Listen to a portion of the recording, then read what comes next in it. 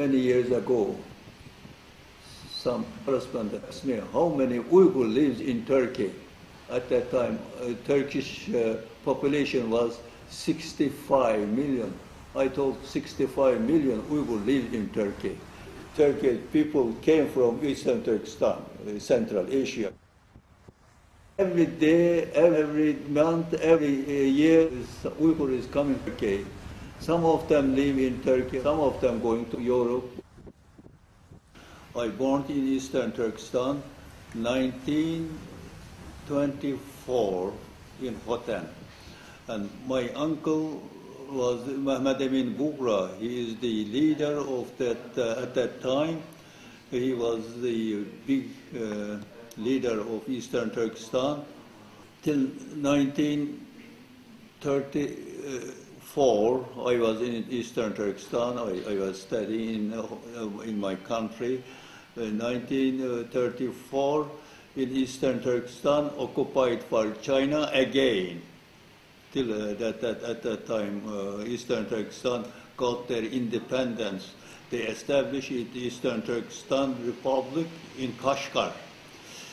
My uncle, Mehmed Emin Bugra, he was the chief of commander of that time.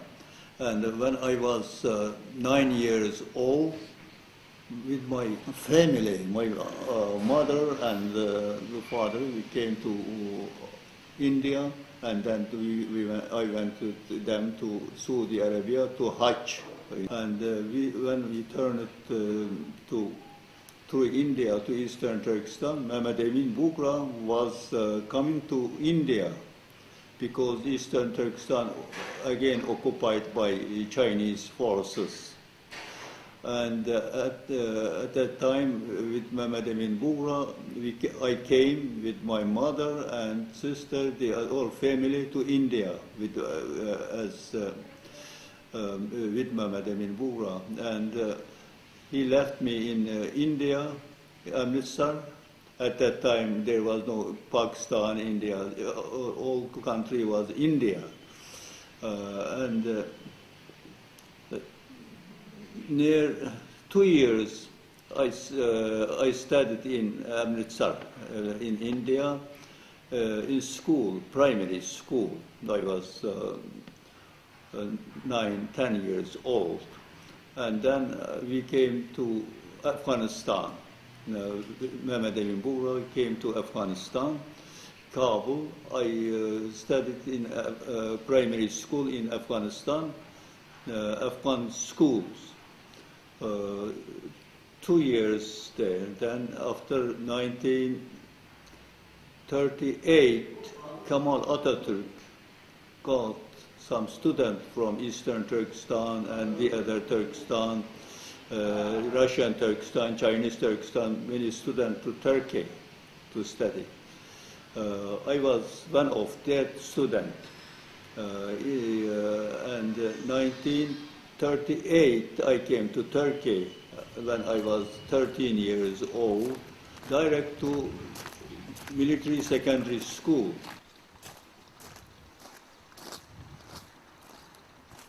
So we used to be 2 guys, 2 Uyghurs, me and another one. Another one was working at the reception. He's called Abdul Karim. I was protocol officer and the visa. I used to sign the visas. And a lot of Uyghur people are coming in Pakistan to apply for visas to go to China.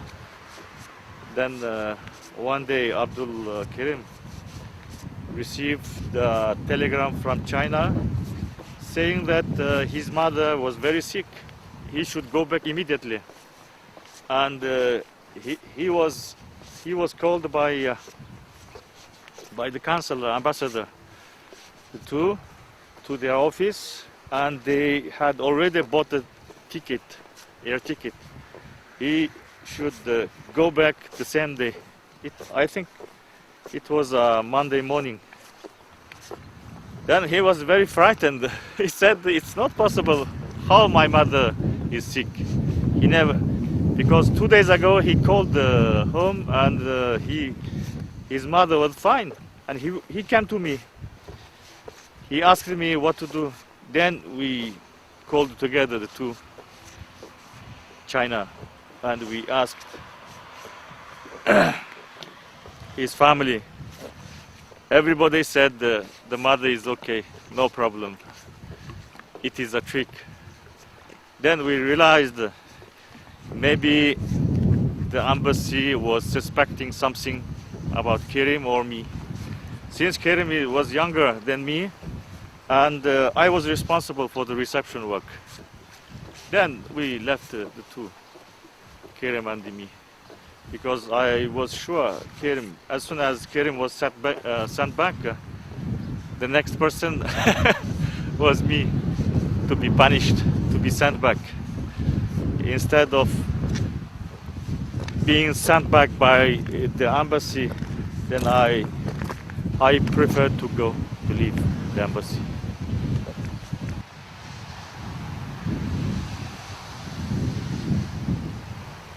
We used to help the students, the Uyghur students in Pakistan, and I issued many visas for Uyghur students holding a Pakistani passports who wish to go back to China, as the Chinese embassy didn't recognize the status of these Uyghur students holding a Pakistani passports. I did it. I was disobeying the orders of the embassy, in fact.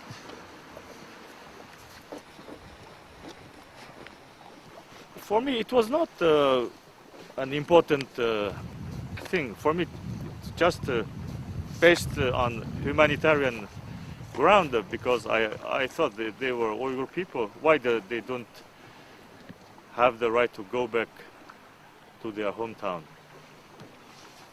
And another thing was, I didn't at all appreciate that we were always suspected and followed by our Chinese colleagues.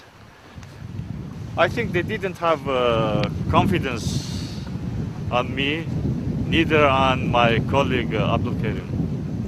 So I was very much annoyed of that. If I went back, I don't think I will be executed or death sentence.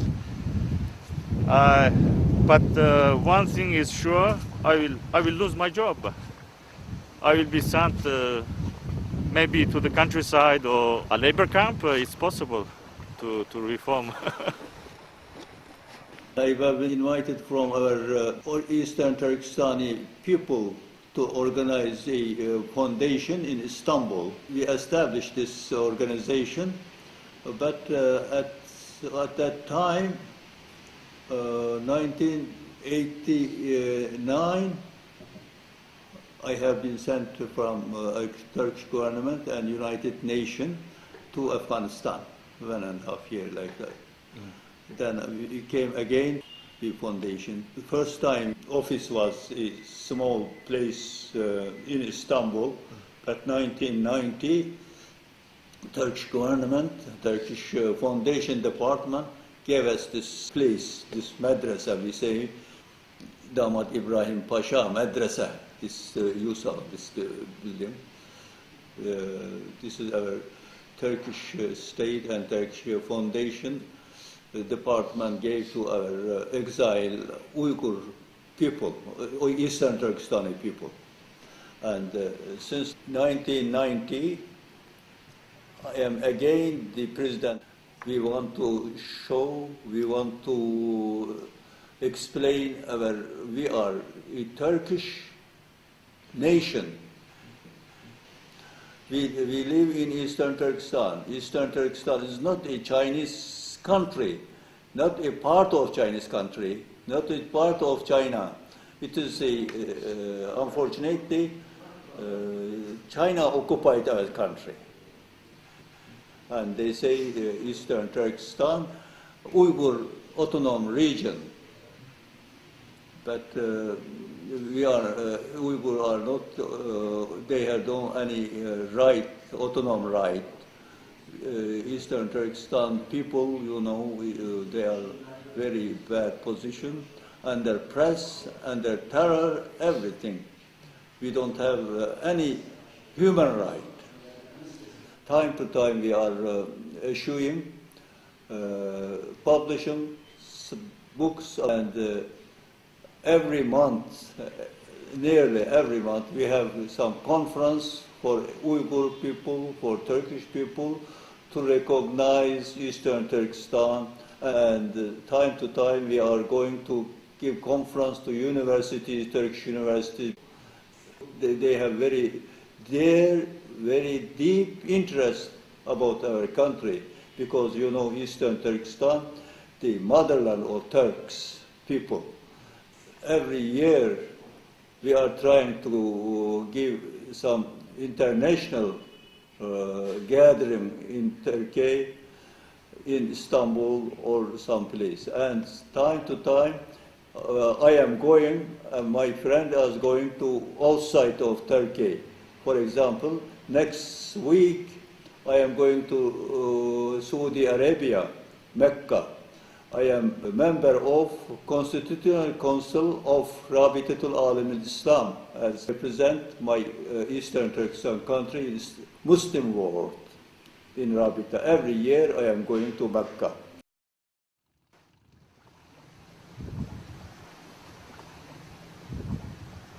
I think I left the Chinese embassy. I was afraid that I would be punished by the Chinese authorities. This is one reason.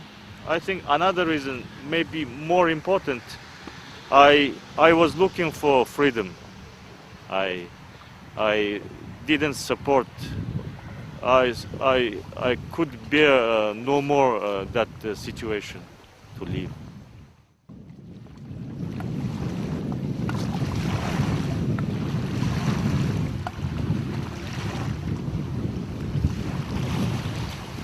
I had some very close friends in Pakistan. So when we decided to leave, the first thing to do is that we called one of our friends in Pakistan, in Islamabad. And this man, he knew very well about our situation in the embassy. So he understood immediately. He called immediately. He has 2 or 3 sisters working for. One was working as employee in the U.S. Embassy, and the other 2 were working for the United Nations in Pakistan. So they called. I think one of the sister called the U.S. Embassy, and we had the first contact with the official, one U.S. official in the U.S. Embassy, who said that we can go. They would accept us. So we went to the U.S. Embassy, but unfortunately we stayed 6-7 hours and we were kicked out. They said they couldn't accept us for different reasons. And we were very much afraid. We didn't know what to do.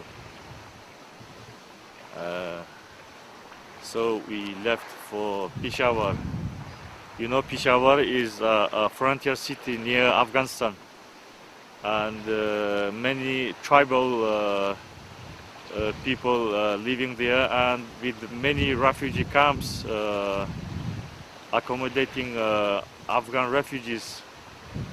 It was the Pakistani friend, our friend, who took us in his car. And as soon as we arrived at Peshawar, our friend took us to the High Commission, UN High Commissioner for Refugees in Pakistan.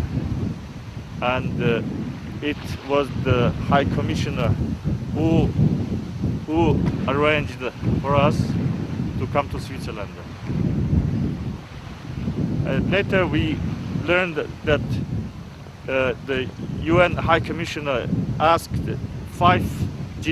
their office in Geneva, to ask 4 or 5 countries in Europe to accept us as refugees.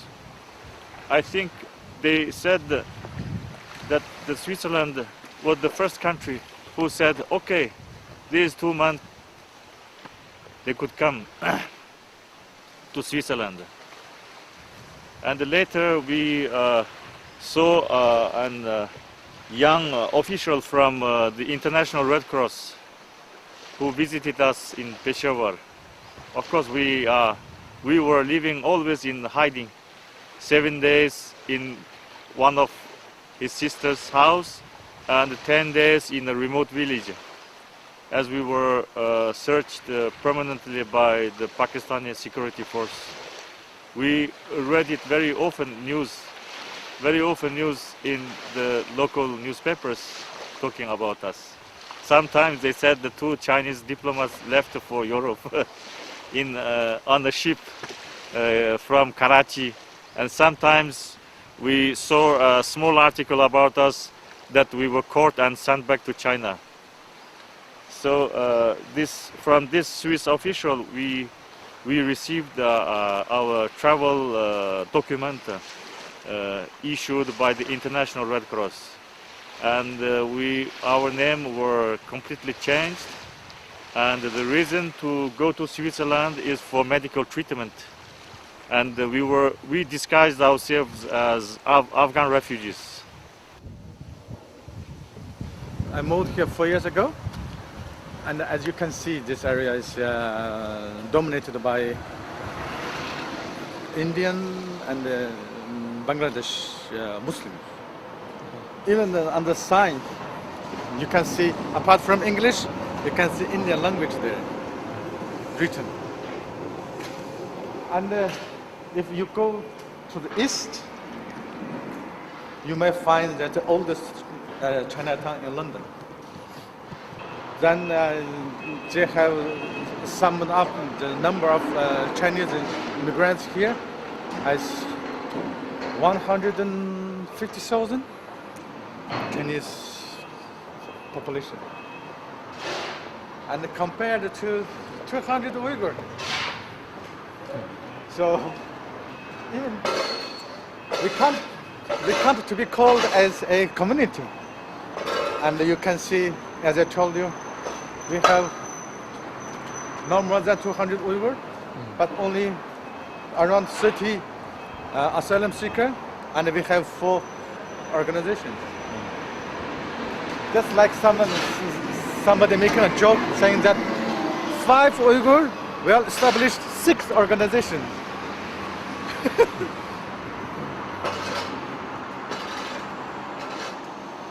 People always ask me, where do you come from? And I have found it is quite difficult to answer. If I say I come from China, actually I don't want to say that, because I'm not referring myself as a Chinese.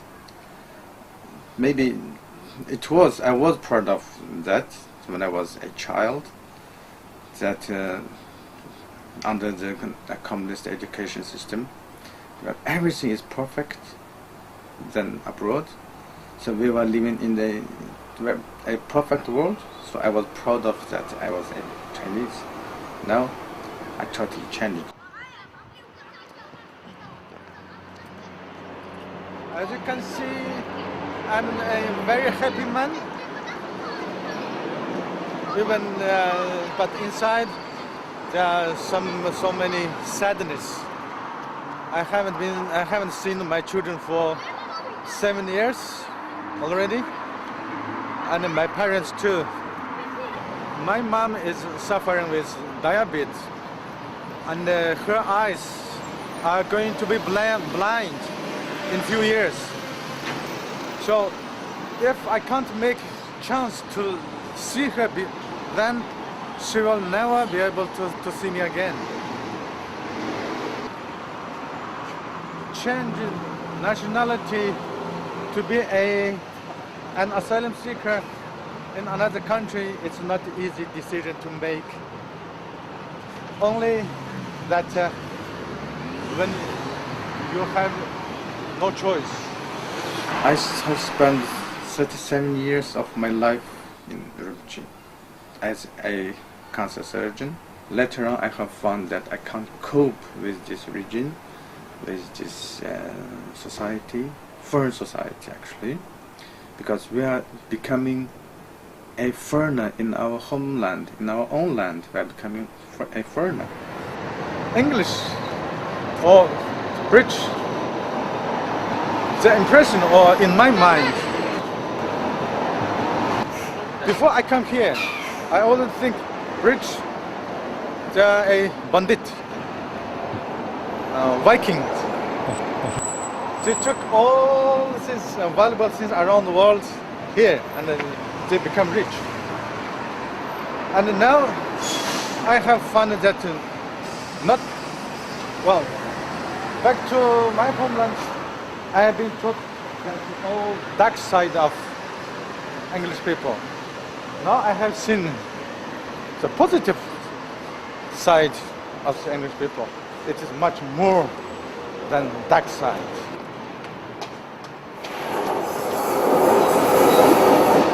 So that society, to me, is more and more like foreign society for us.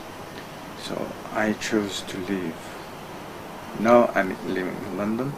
I'm not entitled to say I'm a doctor in this country before passing the examination, but still I'm happy to be here rather than under the communist regime. You are a triangle, like one side is Garden City border, one side is West Puri, and one side is East Meadow, where I'm living. East Meadow, like I'm come from Eastern Turkestan. Always, whenever I go, coincident, East. I'm going always East. I don't know why.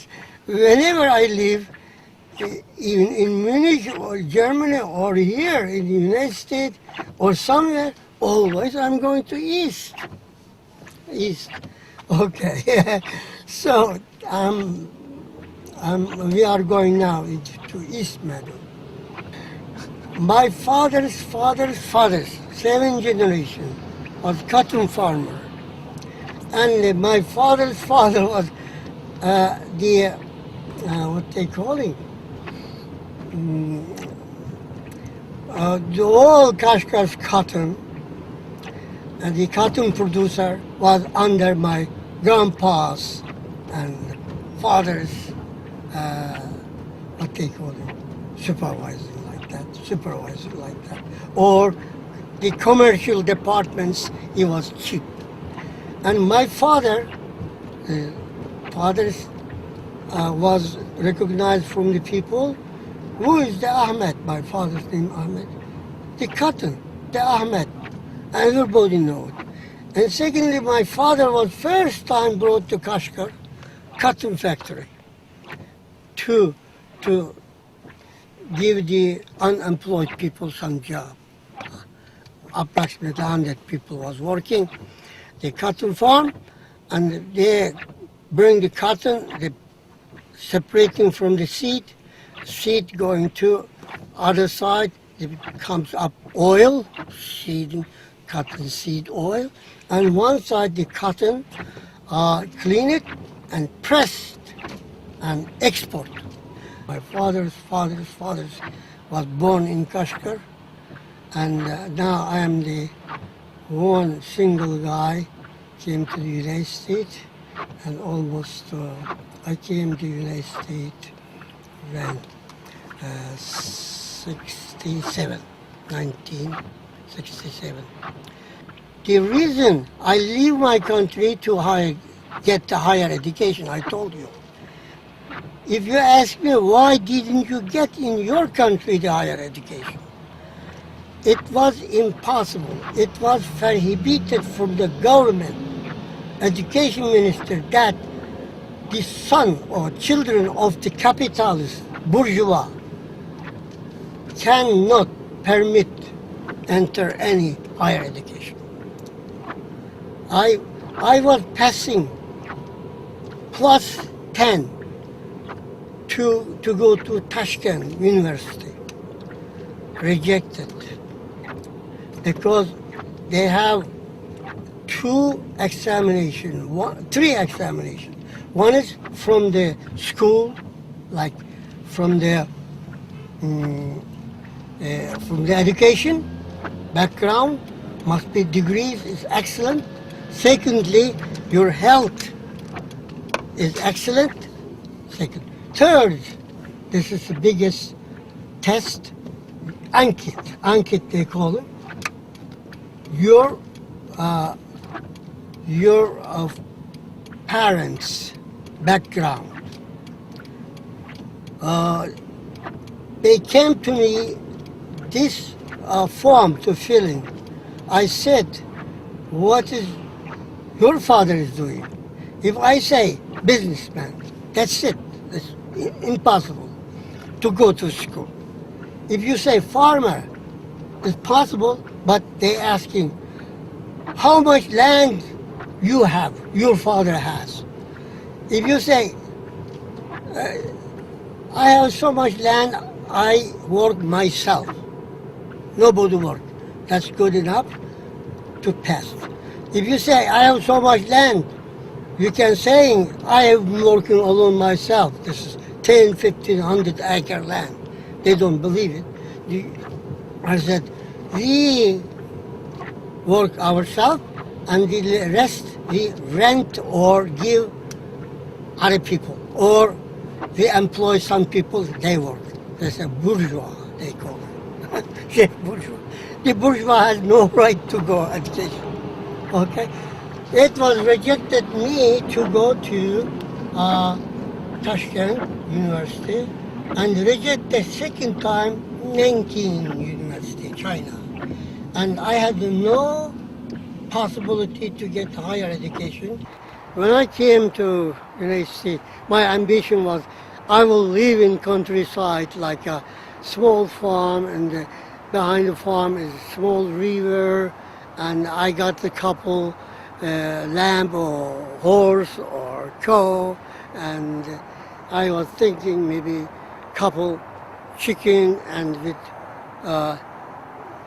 hand, and I wanted to enjoy myself like my country, you know. Most area in the United States, the farm area is look like my country and remind me the trees and the green grass, everything look like. And so I had to get that ambition, but to stay look like that area, you have to get job. There is no job, you have to move city. So unfortunately I couldn't get my ambition, but closer ambition is here. I can walk here, Eisenhower Park, once in a while, and walking, bicycling,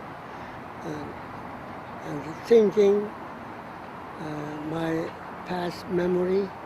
As you know that the United States is all around the world, the people came here as immigrants and settled, except the Indian, the local people. And if they asking me sometimes, yeah, are you came from Central Asia or maybe Mongolia? They asking me. And they said, no, I'm not Mongolia, but close to Central Asia.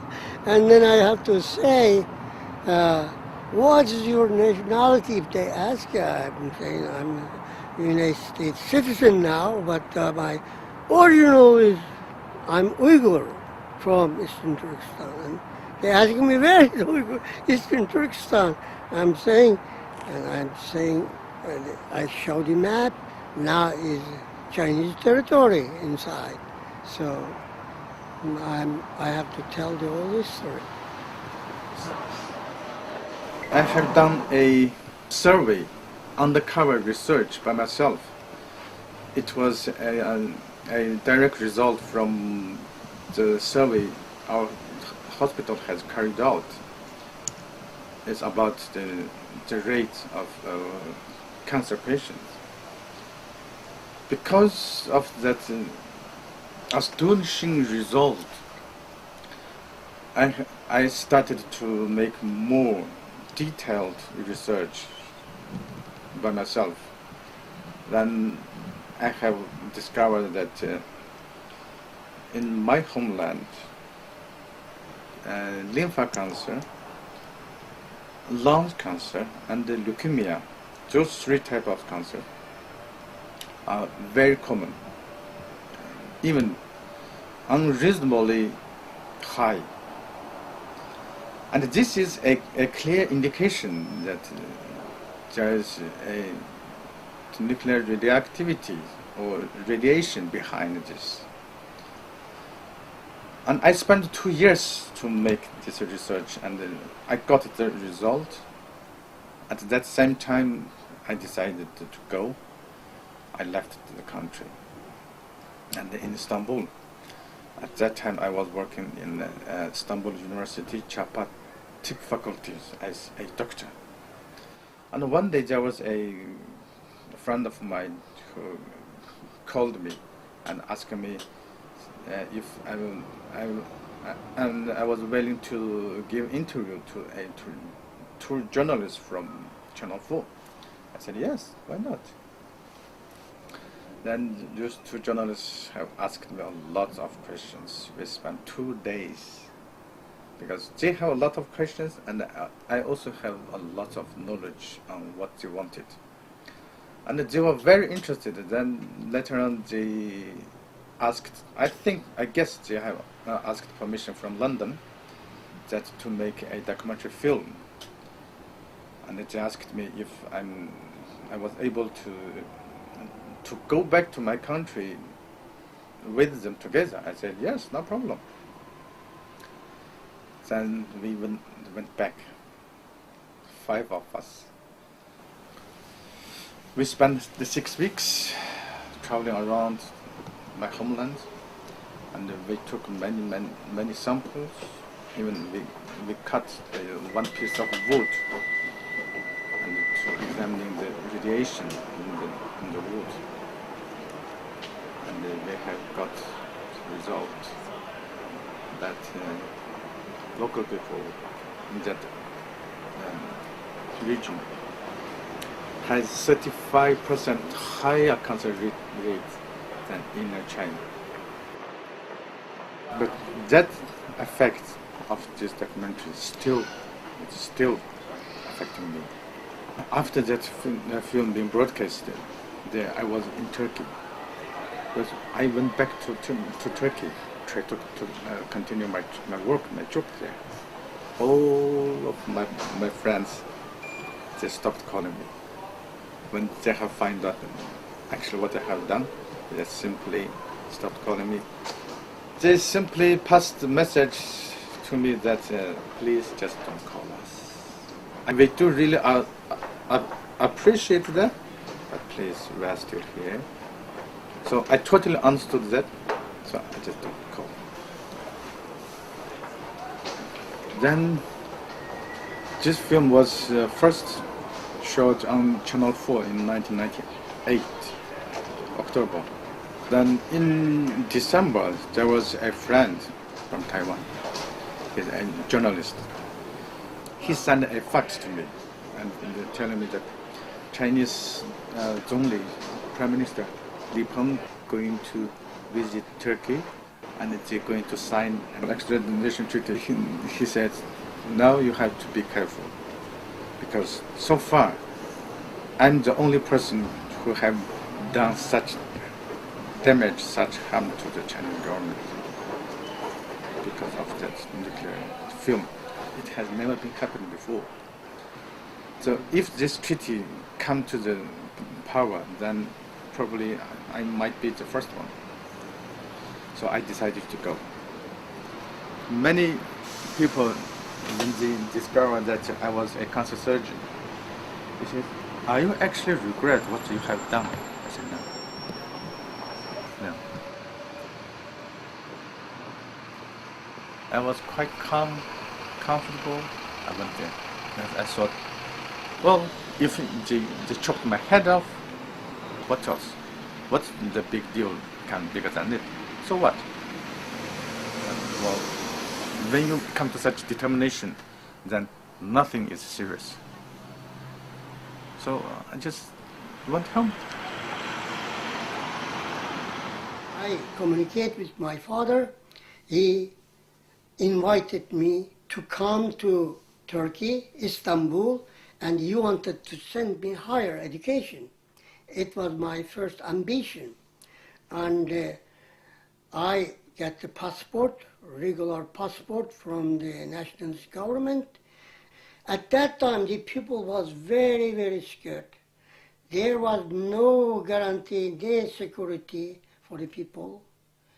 And the people said, if this Kuomintang is so wild, and if the Russian coming is much worse for us, what will be happening to the Communist Chinese People's Army coming? They're doing something. They never keep their word. They're lying. So this word came, everybody was panic. And the second the news came out, the Kuomintang, the border guard skipped. The border was left open without guard. That news spread all over. Within 1, 2, 3 days, whenever the people can leave the country, they started to leaving. It was almost coming winter time. And short, I was legal way. I took my passport to see my father, to get education, etc. I was also living that time. It is exactly 1949, 26th September. I left Kashgar to Yarkand. And when I came to Yarkand, it was some clash, war between the Kyrgyz people and with the trying to skip the land, the Kuomintang army. They were fighting each other. So at that time, the Pakistan or Afghanistan side was closed. The Russian was closed, all entire border. The Eastern Turkestan became like cage, only through the Himalaya mountain. And we, my grandma, and together, my grandma wanted to Hajj to Mecca. I wanted to go to Istanbul to go higher education. We left the country. So winter time, we walk 1.5 months through the Himalaya mountain because we calling the Muzdawan. Muzdawan means the ice mountain hill. This was frozen snow covered, and the animal couldn't run, so we walk ourselves. 1.5 months later, we came to Ladakh, the Indian territory, India territory. Then from after a couple months, because we stay, also the Kashmir area mountain, part of Himalaya mountain, was also snow covered. We couldn't pass. Also, we walked 19 days and we came to Srinagar, Kashmir, Srinagar. And my travel was end at that area. I was waiting my visa. My father wanted to send me visa. I got my visa in Turkey. It was very exciting for me. First time I saw the Turkish consulate. When I came to Turkish consulate, they asked passport. Our passport was not valid because the Indian government recognized the communist China and not recognized the nationalist Chiang Kai-shek government passport. So we had no paper at all. And it was a little bit problem for me to get the visa. Finally, the general consul saw me, said, give him passport. He had no paper, legal paper, the consul said. Look, his face, his passport, his face. As a child, I noticed that the working situation for my father, who used to be a school principal in the city of Gulja, getting more and more difficult. And there were meetings that he had to attend, and there were evening courses he was attending at that time. And sometimes he was taken to somewhere else out of Gulja for meetings for 3 weeks, 4 weeks, and so. And later on, he was telling my mother that it was meetings from the government, from the Chinese Communist Party. They were trying to convince him that he has to change his mind and he should join the Communist Party, and he was receiving instructions in that direction. But every time my father rejected the proposals by the government or by the Communist Party. So then in the year of 1960, he received a so-called deputy who was a Han Chinese. So slowly he was taking over all the responsibilities from my father as a principal of the school. And the last thing what I heard from my father was that it was better to leave the country to find a safe haven before getting arrested. We traveled from Gulja to Urumqi, from Urumqi to Kashgar, from Kashgar to Tashkurgan. It is close to Afghan border, and then we were out of Turkestan and in Afghanistan. After we entered Afghanistan, I found out that it was a very different and difficult situation for us. As immigrants, we were not well accepted there. As a child, I, myself and my family, we had very much difficulties in northern Afghanistan. It is called Faizabad, the most northern city of Afghanistan, where I lived and went to school for 5 years. We lived by selling our clothes, some jewelries of my mother, and tried to work.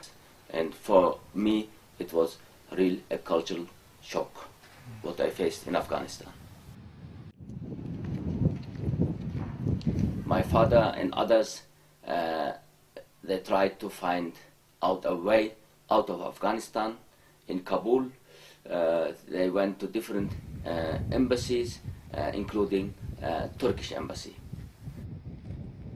As we are from Turkic background, it was easy for our elderly people to communicate and to be understood by the Turkish embassy people, and they applied to immigrate to Turkey. And we used to have our late leader, Isa Yusuf Alptekin, living in Istanbul at that time. They also communicated with him, and Mr. Isa Yusuf Alptekin also tried to communicate with the government and to explain to the Turkish government that the Uyghurs in Afghanistan are in difficult situation and they should be accepted as immigrants into Turkey. So next year, after 1 year, we received entry visas into Turkey. So around 300 people from Afghanistan were flown from Kabul to Ankara, the first group in 1965 and second group in 1967 by a plane of the United Nations and were accepted as immigrants in Turkey and very well received by the Turkish people. And then I went to school and worked for 2 years, and then I served in Turkish army for another 2 years, and then came to Germany to work for Radio Liberty in 1975.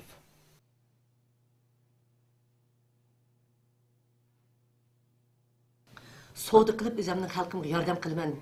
Shuning bilan xalqni qutqizaman deb ma'arifga yordam qilib baqdim, yetim bolalarga yordam qilib baqdim, kambag'allarga yordam qilib baqdim, hatto nomratlarni, ayollarni ochiqib yetaklab soda qildirib baqdim. 1000 ona soda shirkati deb ayollarni to'plab shirkat qurib baqdim.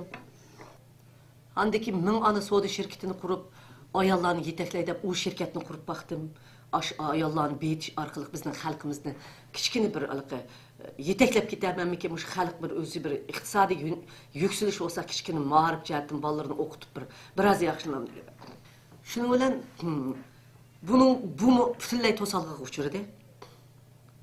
Onundan keyin men Xitoy hukumatining siyosiy organlariga o'sib chiqqandan keyin Xitoy hukumatining o'ziga deyish orqali Xitoy hukumatining cho'ng amaldorlarini ularni bir odam akilib xalqning ahvolini haqiqiy yetkazish orqali cho'qim bularni ta'sirlantirish orqali men xalqni mush barobarlik erishtirib bir inson yashaydigan bir adolatga erishtirman deb o'yladim. Men shuning uchun Xitoy hukumatining hokimiyatga men ularga aytdim, bizning ziminimizni oldinglar, boyligimizni evatislan, ko'chmanlarni yutkavatsan, xalq sizlarga, Uyg'ur xalqi sizlarga barliq o'zining mol-mulki, hamma narsasini berdi. Sizlar bu xalqqa muhabbat berishinglar kerak. Bu xalqqa o'zinglar yozma bergan siyosatinglarni haqiqiy ijro qilsanglar, sizlar davatgan muqimlik cho'qim amalga oshadi dedim. Men shunda desam, bular xatolashdi. Bizning ziminimiz, bizning xalqning zimini davatsa, bu bizning ziminimiz, sening zimining emas dedi. Men bu vaqtda bir qatim gap talashib kelib, men birsiga dedim, men kichik vaqtimda ajab Xitoylarni ko'rmagandim. Xitoyda bir millatning hikoyasini ota-onamiz aytib beradi. Sizlar men cho'ng bo'lsam chiqdinglar, vaqt nəditdinglar zimininglar bo'lsa deb so'radim. Shuning bilan men unda kimsam 10 modda yezib, endi bu ishki dunyo Xitoyning hukumati, governmentlari anglamagandan keyin endi men tashqi dunyoga, g'arb dunyosiga anglatish uchun Amerikadan borgan kongress a'zolariga bütün maxfiy materiallar Xitoyning o'zining Uyg'urlar to'g'riliq chiqargan bostirish, qirg'inchilik, etnik yo'qotish to'g'riliq ishki materiallarning hammasini to'plab, endi 10 modda bilan berdigan vaqtimda bularning qo'liga 5 minut vaqti qo'lga tushdi. Shu bir keçidilan kirdi saat 3 bilan. Bütün etrafını şu qora kiyim saqchilar qaplab ketibdi. Turma saqchilarini ko'midim yani. Chaqirib ochiqda turma kiyimimni soldirib milliy kiyim kiydidi. Bir mashinaga olib chiqib epmangdi. Shuning bilan gaqimay epmangdi. Aeroplan stansiyasiga kelsam, aeroplanning stansiyasida odatda aeroplan stansiyasida kecha-kunduz odam yomonchiq bo'ladi. Birmi odam yo'q. Bütün etrafni askarlar qaplab ketibdi. Urush bo'lgandek. Gaqimidim. Shuni bir uyga kirdi.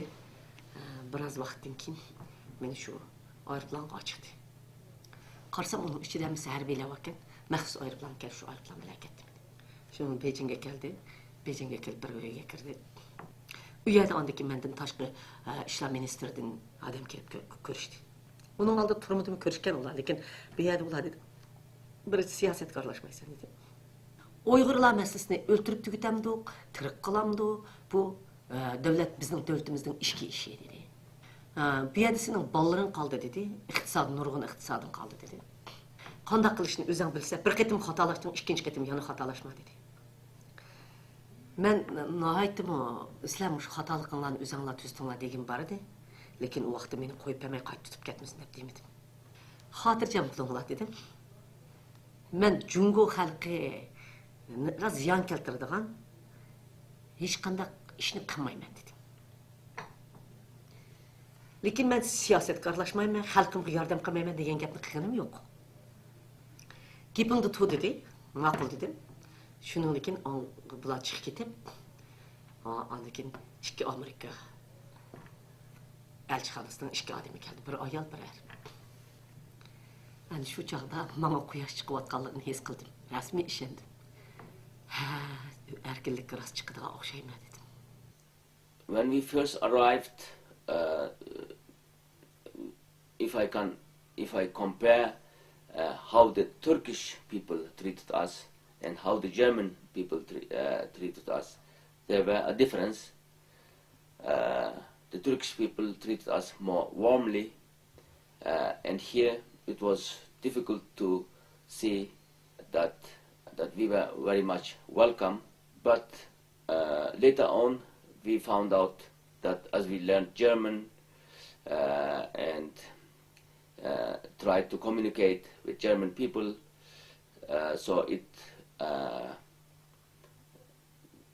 got easier to live in Germany. As a child, I suffered a lot about not knowing where I belong to whom I belong to, and where is my roots. Because in Faizabad, every day I had to listen to some comments from the friends or from those kids that I'm a foreigner, I am not welcome there,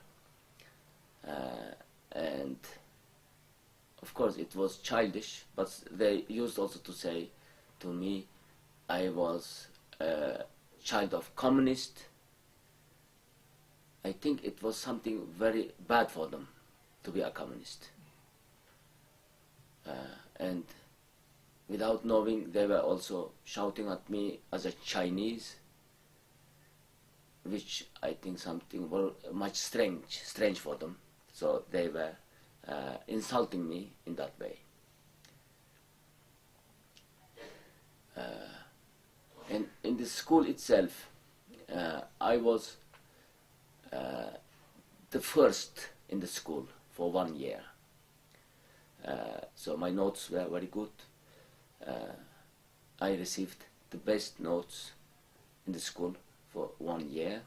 And there was a closing ceremony at the end, and the school principal announced me as the first of the school finishing for that year, but officially mentioned, while I was not an Afghan, I was a guest, I would be treated as the second of the school, and the first prize received someone else.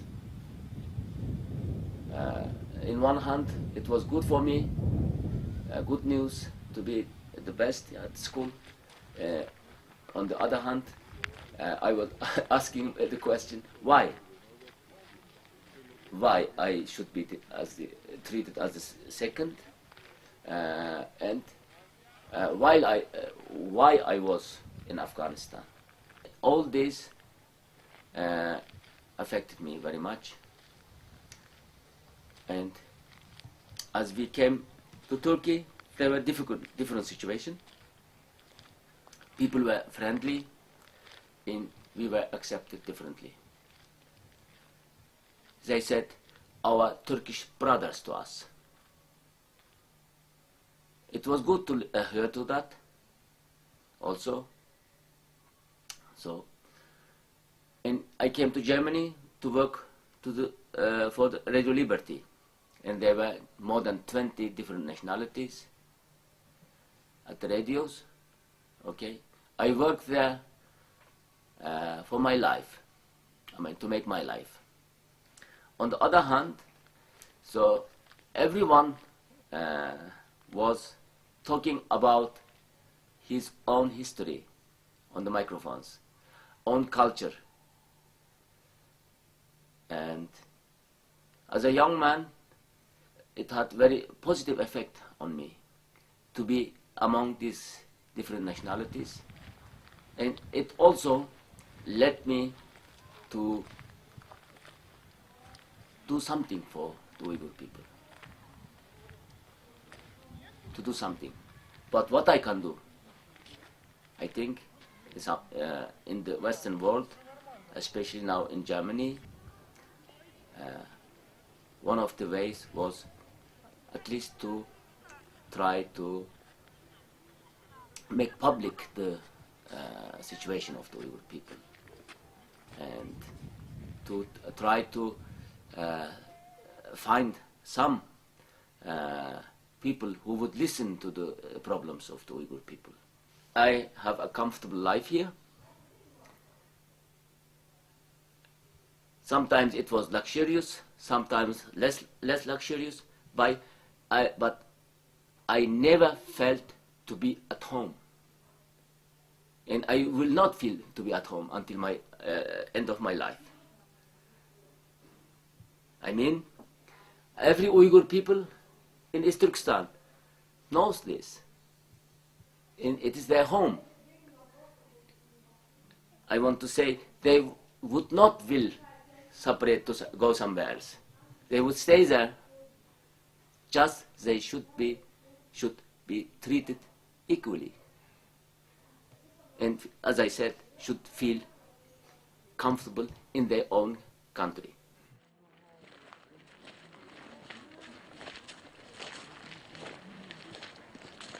Şunu ki yürküm sep ketdi. Onun aldıda özüm işenmegechke, baribir men erkelikka chiqishimga faqat ishonmagan bo'ladi, meni qo'yib turishiga. Oshlarni ko'rgandekilla yürküm sep ketib, faqat osh titrab ketdi, o'zimni boshqara olmay qoldim. Meni chiqitishni xohlamsiz deb so'radi. Chiqtiman dedim. Chiqtimanmi demisammi, qolaman desammi deydim vatanimning ichida. Ashad faoliyat olib berishim kerak deb o'ylabmi baqqan, lekin mening vatanimning ichida midir-sidir qilolmaydiganligimni bilaman. Shundaq 5 minutda bir telefon ilishib turdi, anandiki meni aeroplan stansiyasiga aeroplandan qayshib oldi. Shuning bilan anandiki ongacha o telefonda nima deb telefon keldi, shuning bilan amerikalik oldimga keldi. Men quchoqlashib ko'rishdim. U meni qo'liga tutib, yeniga birinchi Amerikaninki aeroplanning birinchi palampiga putimizni qo'yganda, Rabiya Qodir qat'iy siyosiy ishlarga aralashmaydi, Jungoninki ichki ishlar to'g'riliq chet elda faoliyat yapmaydi dedi. Men javob berishdan qo'rqdim. Pulamdan so'rab apchib ketmasin dedim. Lekin amerikalik efendim nima dedi desiniz? Amerika bir demokratiya davlat. Jungo tashqi ishlar ministrining adami shunday javob berdi. Amerikaning qonuniga xilof qilmasa, har kim o'z erkinligi bilan harakat etadi dedi. Biz bu ayolning erkinligiga aralashmaymiz dedi. Shunda degan vaqtda u tashqi ishlar ministri o'ngib tas qoldi kelib meni tatib ketgan. Lekin u amerikalik xodim meni bunda oldiga o'tkazib, meni mushtlab tutdi. Akirib ketdi. Qo'rqma Rabiya, qo'rqma dedi. Shundan keyin shunda o'zim yurkim sep titrab turdim. Amerikaning eshikka aeroplanning eshikida qolgacha putqulam titrab ketibdi. Aeroplan ko'tarildi, Chikagoga tushdi. Yer putimni qo'yib Uyg'urning kishilik huquqi deb birinchi ovozim adi boshida chiqdi.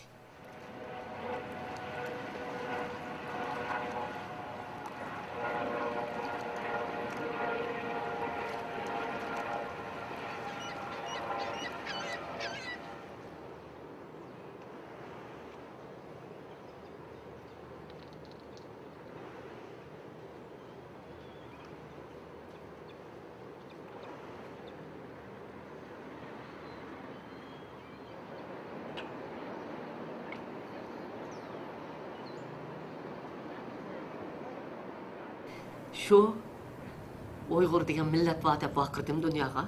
Uningga yordam qilinglar dedim. Men bugundan boshlab baqiralayman millatim deb dedim. Men bugun kulalayman, men mang'alayman. Men qabul olayman. Men bugun adam o'zgardim deb baqirdim. Men kelgandan beri 3 tashkilot qabul qo'shib berdi. Hozir 5 adam ishlayapti. Burun bir adam oylik ep ishlaydi. Uningdan sirt bütün Avrupa'dan nega bo'lsam shular bilan aloqalashib, mening Uyg'urning ahvolini anglatish uchun eshiklarni ichib berdi. State departmanda Kandiliza raisning boshqa barliq muavillarining hammasi qabul qilib, Uyg'urlarning ahvolini birmi bir naytim men so'zlab tugatkichi vaqt berib turib anglab chiqdi. Amerika Kongressining ichida 6 qitim guvohlikdan o'tishni o'ylashtirib berdi, uyushtirib berdi. Demak, Amerika meni faoliyatimni hozirgi o'zining xalqarodagi o'lchimi hozirgi ahvoliga qarab moslashtirib turib qo'lladi. Garchi Xitoy uni ijro qilmagan bo'lsa-mu, har holda Amerika ishkirlab turib ko'ngil bo'lyotdi. Balalarımni qo'lga olgan vaqtida 72 kun guruch imzo etib balalarımni qo'yib berish to'g'riliq hujumtoq xat yozdi. Hajiga kelgan odamlarim hajidiga viza ololmagan Uyghur necha ming haji Arabistonlik viza bermaganda Amerika Arlish State Department necha ming ashadi yetayotgan bir oy 3 oydan beri Austriyani yetib ketgan odamlarga viza berdi. Biroq biz to'xtab qolmaymiz. Biz Amerikaga, Yevropa parlamenti, Angliya, Germaniya, bütün dünyanın hammasiga anlatyapmiz hozir. Biz anlatımız hozir kuchimiz ojiz, odamimiz oz, iqtisodimiz oz. Garchi undaq bo'g'im bilan haqiqat biz tarafda men cho'qim bizning Uyg'urlarning g'alba qildig'ini ishonaman. Bizning oqimizda cho'qim dunyodagi adolatparvar insonlar va yer sharida bundaq bir fashistlik qilgan bir hokimiyat davr surib ketolmaydi.